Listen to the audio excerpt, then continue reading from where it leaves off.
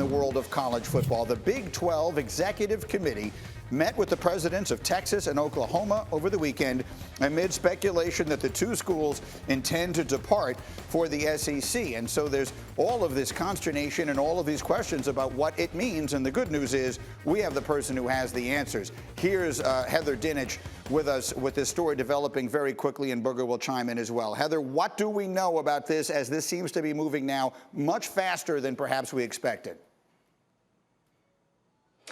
Greeny, my Big 12 sources are telling me that they are expecting Oklahoma and Texas today to inform the league that they do not plan to extend their grant of rights contract. That goes through June of 2025.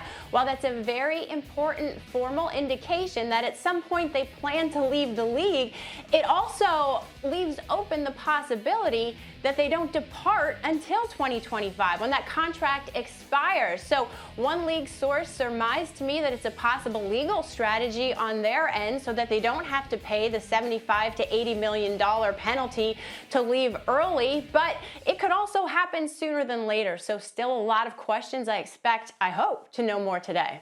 Well, again, I want to underline that this could happen as quickly as today. And I think a lot of people watching this will say, well, Texas and Oklahoma are the Big 12, certainly as far as football is concerned. So what becomes of everybody else, Heather, to the best of our knowledge, if once Texas and Oklahoma do make that decision? Well, if they do that, Greeny, you can expect the Big 12 to try and stay together and piece it together. I would imagine that they try to go after some other teams like BYU, Cincinnati, Houston, UCF. Everyone else is watching this like a hawk, I can promise you that. And then you have schools like West Virginia who say, wait a minute, if this happens, we want to join the ACC. But that needs two sides. It has to be reciprocated, right? Nobody's saying that the ACC wants West Virginia to join right now. What does Notre Dame do? How do they fit into this? Jack Swarbrick told me that he likes their position a lot as an independent, but he also realizes that the landscape is changing, so plenty of dominoes could fall. One person in the Big 12 said this impacts everyone. Yeah, the landscape is changing literally right in front of our eyes and seismically. Booger McFarland, as a longtime player and analyst for us at the SEC Network and everything else, what is your perspective?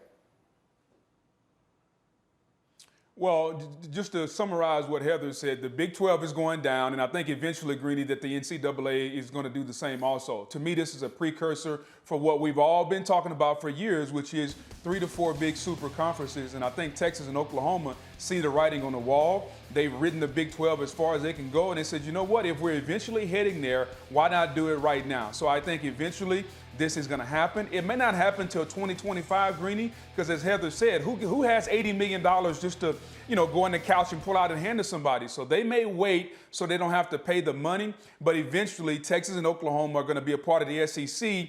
And the bigger picture, which I think we will all be better off for it, is the NCAA will be no more. And I think college football will be better, and hopefully collegiate athletics will be better, because the NCAA, Greeny, has really run amok, I think, of college sports the last 5 or 10 years, and a lot of people are tired of seeing it. And so I think this is just the last domino to fall when it comes to them.